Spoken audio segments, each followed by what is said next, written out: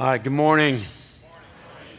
In Genesis 12, God calls Abraham and he says to him, go from your country and your people and your father's household into the land that I will show you. And he says, and I will make you into a great nation, and I will bless you, and I will make your name great, and you will be a blessing. So God said to Abraham, I'm going to bless you, and I want you to be a blessing. So we're doing this series this summer called Beyond Blessed. The word beyond has a couple of meanings. Beyond is that we are blessed beyond our wildest imaginations. Like I saw an article for a cruise ship the other day, and they said beyond, right? And it was beyond, like the amenities on this cruise ship were beyond, that, in that sense of the word. When we say that you're blessed, it's beyond. It's like we don't even have the words to describe. And then it's also that it's beyond the idea of blessed in this sense. I want to be blessed. But it's taking the next step, going beyond so that we can be a blessing to others. That's the context. I will bless you, and you will be a blessing. Now, there's really a couple of questions that we should ask as it relates to this. And the first question is just simply this: are we blessed? Just ask yourself the question, are you blessed? Now, the way a lot of people would answer that question is, well, it depends on the day. If my boss is in a good mood, if there was a parking spot for me. We think of blessed as getting bumped up to first class. Had a real blessing today. I don't know what happened, but I smiled the right way, and bam, I was in first class. I mean, it was unbelievable. God is good, right? And we have the context of blessing, like these extraordinary experiences that are beyond, but that doesn't really help us understand blessing. That would be like, Charlie will argue if there's a sucker that's this big and yellow, and there's this big and rainbow colored, right? And she would fight tooth and nail to get what? This one. And it's a little bit of what's happening in our culture is we don't realize that, no, you're just blessed to have anything. You're blessed to have a meal. You're blessed to eat a healthy food. And if you get one little lick of any kind of sucker, that is beyond, let alone fighting over the monster lollipop. And what happens, honestly, is this is what happens because we're so immersed in God's goodness, we sometimes can't see it. And so I was trying to just paint a picture the last couple weeks, if you weren't here, about how fortunate you are to just have landed on this lucky rock we call Earth. Since I did a little bit of that message talking about how the Earth just happens to be rotating around our sun 93 million miles away, just right. The Goldilocks zone, not too hot, not too, just right. Spinning at just the right speed, tilted 23.5 degrees, I think, if I'm close, and the axis that makes our seasons, and everything seems to be working right. And then someone said to me, hey, you should watch this series called One Strange Rock. And so they said, it's just about what you're talking about. So I went home and I started watching it. And last night I fell asleep to how we are shielded from the power of the sun that we need it, but we also need some kind of a shield from it, and volcanoes have to do with it, and there's unbelievable amounts of intricate things, and I can't get my boat to start. You know what I mean? Everything needs to go right. Everything. I was telling that story last week about the boat not starting, and a couple of guys confessed to me that they were out with family and all kinds of people with them, and then they had their boat in gear, and they couldn't start it, and they're down there tearing the hood apart, and all they had to do was just put it back to neutral. Everything has to go right. Can you imagine if you're the engineer responsible for the universe? Everything has to go right. I know we got a lot of engineers in the room, but anybody ever have an engineering problem? Something's not going right? And it doesn't matter. It can be this finest little thing, instrument that's not working right, a little spring, a coil, and all of a sudden the whole thing doesn't work. 1,000,000 miracles by morning. And there's two ways to look at blessed.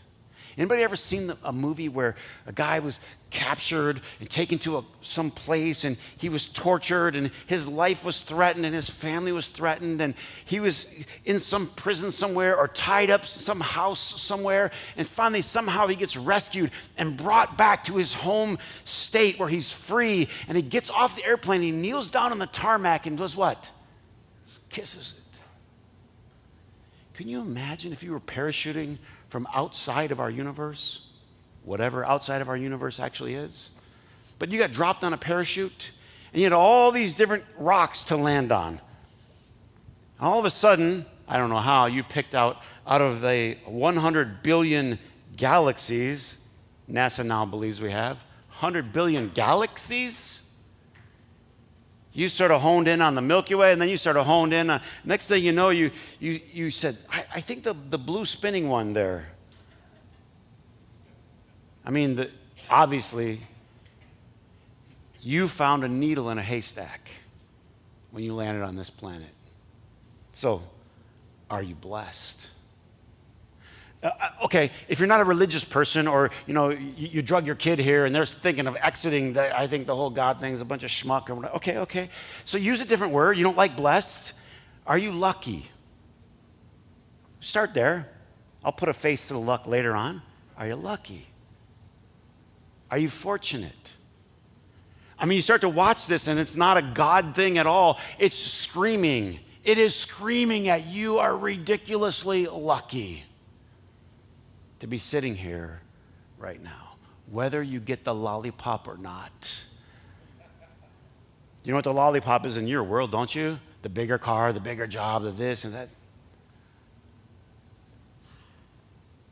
If you could start there and say, I am ridiculously blessed. So we start at the beginning. Genesis 1:1. In the beginning, God created the heavens, the galaxies, and the earth. That's volumes. Who here is taking the earth for granted? I got time. Put your hand up. Take it for granted every single day how complicated and complex and finely tuned and intricate this thing is we call earth. We spend way too much of our time figuring out which part of the planet we should live on and this. But the fact is that you're just here. In Psalm 24, it says, the earth is the Lord's and the fullness thereof. In other words, it's the whole thing is miraculous. You're just sitting here by a miracle today. Now, what would that do for you? If you start to wake up every day and believe that you're blessed, it changes the kind of person that you are. If you believe that somebody else has a bigger lollipop and that your objective in life is to fight for their lollipop, then that's going to shape the kind of person that you are. But if you're the kind of person that feels like they got somehow rescued and dropped on this rock and you kiss the ground, you understand God has given you something that no engineer could ever design, that no human mind could ever fathom. Isaiah 40, verse 21 says, he sits enthroned above the circle of the earth. I couldn't help but think about this because this week, the James Webb telescope, they released all these images, incredible images of our galaxy, of our universe, and it's mind-blowing what is out there. And I was just sitting there staring at these pictures of our Earth from the space station. It's as if God looks down on this from his throne, if you will, throne. One verse in Isaiah says that the earth is his footstool. I kind of like that picture. Can you picture? And somehow this beautiful, protected bubble we call earth or home. It's been given to us as a gift from God. And if we wake up every single day of our life, no matter what the weather is, no matter what the job is, but we just start and say, thank you. I'm blessed. Now, if you can try to come up any way intellectually, you could try to come up, if you've ever thought about it at all, intellectually come up with some kind of theory that you're not lucky. We found the needle in the haystack, and then we realized that our haystack was a bunch of other haystacks that is in a haystack of haystacks. And we found this little nugget. Lucky doesn't even do it justice. Miraculous. Now, then the question is, if you're blessed or lucky, where did it come from? And this is where I know some people who aren't of faith, I feel for, because there isn't a source. If you believe in God, I'm sure most of you here do, then you understand that there's a being there, that God is behind it, that someone is giving you this gift, is giving you the blessing.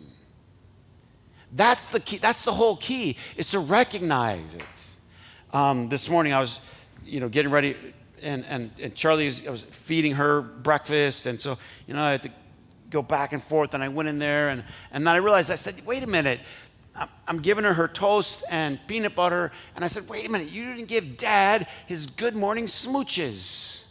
So I came down for the good morning smooch, and she goes, Dad, you're in my way, I'm watching my movie. Do you ever think God feels like that? He's bringing you your breakfasts, right? He gives you everything that you have to sustain you, and he's in your way because you're watching your movie. And I don't think that's too far off. I think a lot of times God's in our way, strangely, feeding us, caring for us. I think God, this is my view, I think God's much more subtle. I think he's so understated, so behind the scenes, unlike Dad, but God just continually sustains us. So often, he's just in our way. Now, if God's the source, then what should our response be? That's the whole thing. If we're blessed, I could just enumerate. We could spend months talking about the blessing of the planet we live on. That's just one. We haven't talked about any of the other things. Then the next question is, what is the source? And then the next question is, well, what should be our response? What should we do? How should we live? And basically, this is what it comes down to, because basically you and I really either live feeling blessed or we live feeling cheated. Think about it. You wake up in the morning and you feel blessed or you feel cheated. And if you feel blessed, you're happy, you're grateful, you're generous, you're kind, you're compassionate. And when you feel cheated, you're grumpy and you're ornery. And what's the truth? Some of us vacillate. Any vacillators here? Feel a little cheated, feel a little this, a little. So what's the key? The key is to live feeling blessed. That's the key. That will change you forever. That will change you forever. When you get off the airplane from being rescued from this place, or you were out in the movie and you were in a sea and the boat was going to go under and it was like the perfect storm and the waves were coming over, and all of a sudden you got to the dry land. You were surely dead. You kissed the ground. Were you worried about how many TVs you had in your house? Or why you can't get a thin enough flat screen?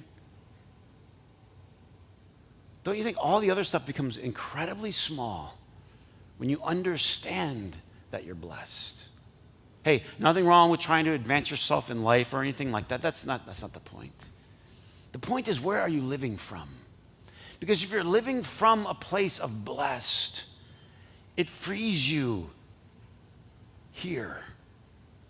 Some of us need to be free here. If you feel blessed, you become a different person altogether. Awareness is the key. So I want to share you a story from the book of Genesis, and then we're going to share the Lord's Supper together. This story is about awareness. This is the story of Jacob. And Jacob is in a time of difficulty and trouble. If you don't know the whole Bible story, it's, Abraham, Isaac, and Jacob. All right? Jacob's the grandson of Abraham. And we're going to come back to Abraham throughout this series. But Jacob his name means heel grabber. And what it was like a deceiver. He was always grabbing things, grabbing. It's like I said, if you wake up feeling cheated, you become a grabber. You're always grabbing the spot. By the way, hey, if you're going to park at Walmart, just park way out there and get the exercise. Anybody with me? Do you see what's going on in these parking lots? Just park. It's eight extra steps. Let's count them. 1, 2, 3, 4, 5, 6, 7, 8. That's 2 rows over. Are you alive? Did your heart get a little more exercise? What are we doing? Driving up and down. Another sermon. Take a walk. It's nice out. All right, I don't know why I said that. I'm sure there was a reason. Oh, grabbing. There's too much grabbing. There's plenty of parking over here. There's plenty of parking. But if you're a grabber, Jacob was a grabber. That's what he was. That's what his name meant. He stole his brother's birthright, his blessing. He was always taking. And he has this experience. Jacob left. This is Genesis 28. Jacob left Beersheba and set out for Haran. And when he reached a certain place, he stopped for the night because the sun had set. Taking one of the stones there, he put it under his head and he lay down to sleep. How many know you're tired when you use a stone for a pillow? Who here can sleep on anything? If you're tired enough, man, you go to sleep. He had a dream. Here was a dream. He had a dream in which he saw a stairway resting on the earth with its top reaching up to heaven. And angels of God ascending and descending on it. And there above it stood the Lord, and he said, I am the Lord, the God of your father Abraham and the God of Isaac. I will give you. Everybody say, I will give you. Do you have to take when someone's giving? Answer is no. You don't need to take when someone's giving. Do you understand how important blessed is as an idea? The idea is that everything's gift. It's all gift. And you don't have to be a taker. You don't have to be a grabber. He says, and I will give you and your descendants the land on which you are lying right here. Your descendants will be like the dust of the earth, and you will spread out to the west and to the east and to the north and to the south. All the people on the earth will be blessed through you and your offspring. I am with you and will watch over you wherever you go. And I will bring you back to this land.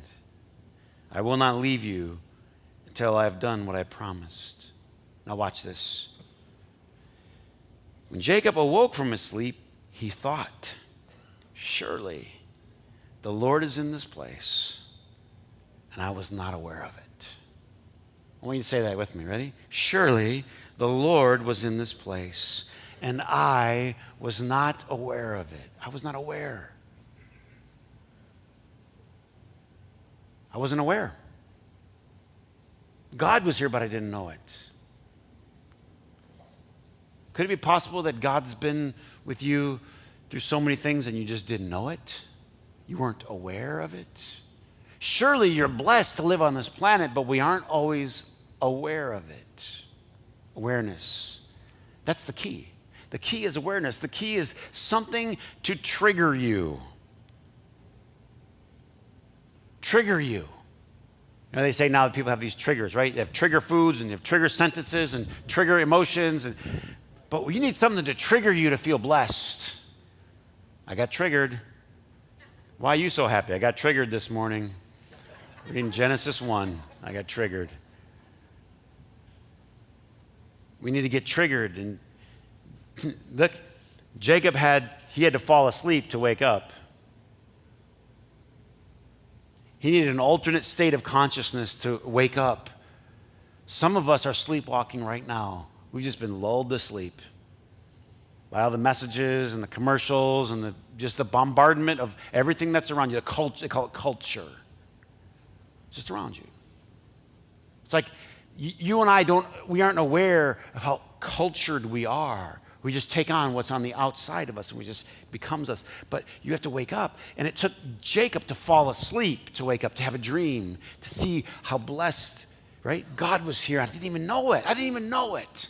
He falls asleep and there's a stairway. Oh my, God is here. That takes some profound seeing. But something has to trigger you. Something has to trigger me so that we recognize God was here. God's hand is on this. I wasn't even aware of it. And when you become aware, you're changed. You become a different person. Jacob becomes different. And we're going to read about it later, but he eventually he gets a new name. You become a different person. Fundamentally, it comes down to this. You wake up every day and you believe that you're blessed, or you believe that you're cheated somehow. And you move from that place into your relationships with other people, how you treat them, how you do your work, how you do your job, how you feel about life, how you honor God, how you worship. It all springs from one place. I feel blessed or I feel cheated. I'm going to grab or I'm going to give.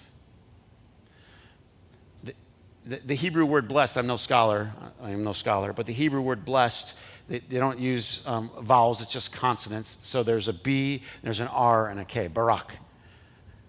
B and an R and a K. That's the Hebrew word blessed. And the B is bet. So it's Hebrew for house. House.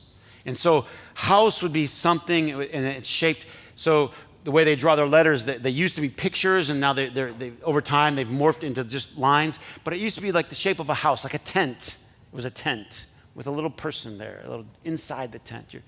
And it represented so much, but it represented that this is the inheritance, this is the thing, right? That's what Jacob was grabbing. He wanted to grab it. And the R is, it was like this kind of a shape, but then originally it had like it was like a person with a crown on their head. And the R represented the top position, the top person. Back then they would have said the chief. You think about this, right? And the K was a picture of an open palm like this, an open palm. So in the DNA of the word blessed is you have this inheritance, and you have this idea of a prince, and then you have this idea of this open palm. Blessed, barak. That God lives to you, blesses you like a prince, gives you his inheritance, lives with an open hand to you. An open hand. If you believe you're blessed, you believe God has his hands open to you. And guess what happens when you believe God has his hands open to you? You tend to do what? Open your palms to others. I'm blessed to what? Be a blessing. Jacob was a what? Grabber. And he was learning to be a blesser. Is it true? In a minute, we're going to share the Lord's Supper. And what you will read is Jesus took this word bless and he just expanded it. Because people started to create categories like these people are blessed and these people are not. These people are in, these people are not. And Jesus just blew away the categories. And he said, all of you are blessed. Right? So if you guys can come, we'll take the bread and the cup. Everyone, please, if you want to participate, we welcome everyone here. And you watching at home and online, wherever you are, join us as well. We'll partake together in a minute.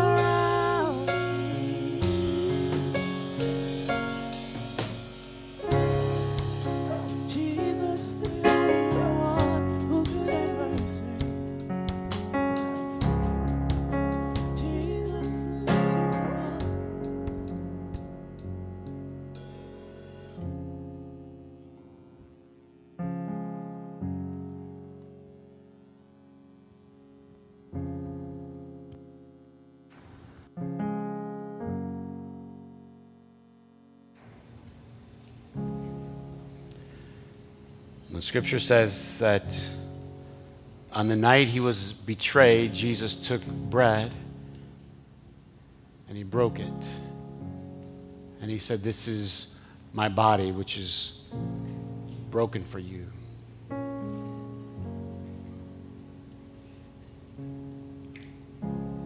The greatest blessing is God's gift to us. And so we're here not to grab, but to receive. And to receive with gratitude this unspeakable gift. And I truly believe if we learn to be receivers, grateful, profoundly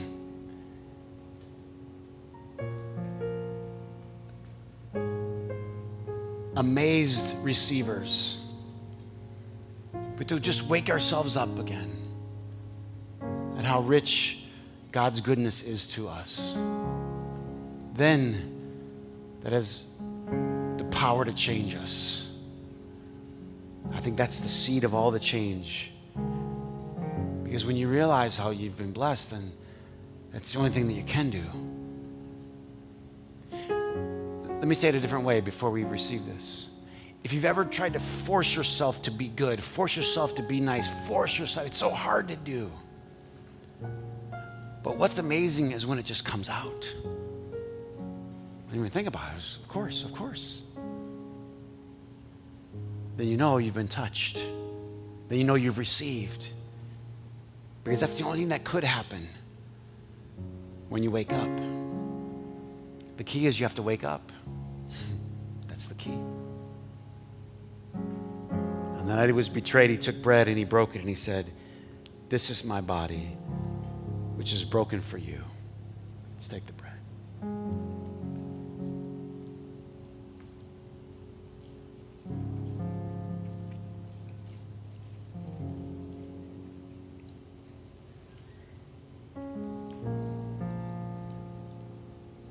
After supper, he took the cup, saying, "This cup is the new covenant.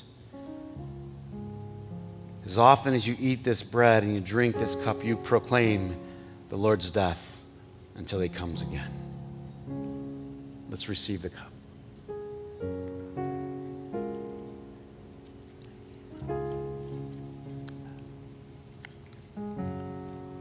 Will you stand with me? We'll have a closing prayer.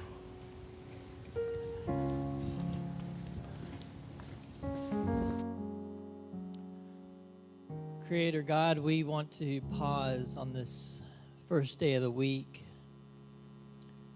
not just in the time that we've shared in this space together, but during this day, help us to continue to reflect on the lyrics of the songs that have led our eyes and our hearts heavenward, to reflect on the message that should lead us onto an inward journey. As we think about the week to come and the week that has passed, on this day that we pause and we reflect, help us to think, are we reacting to the world and to our circumstances from a place of feeling blessed or from a place of feeling cheated? Are we anxiously trying to grab for more? Or are we full of gratitude and looking for ways to share the blessing that has been poured out into our lives? Have we been cheated or are we blessed?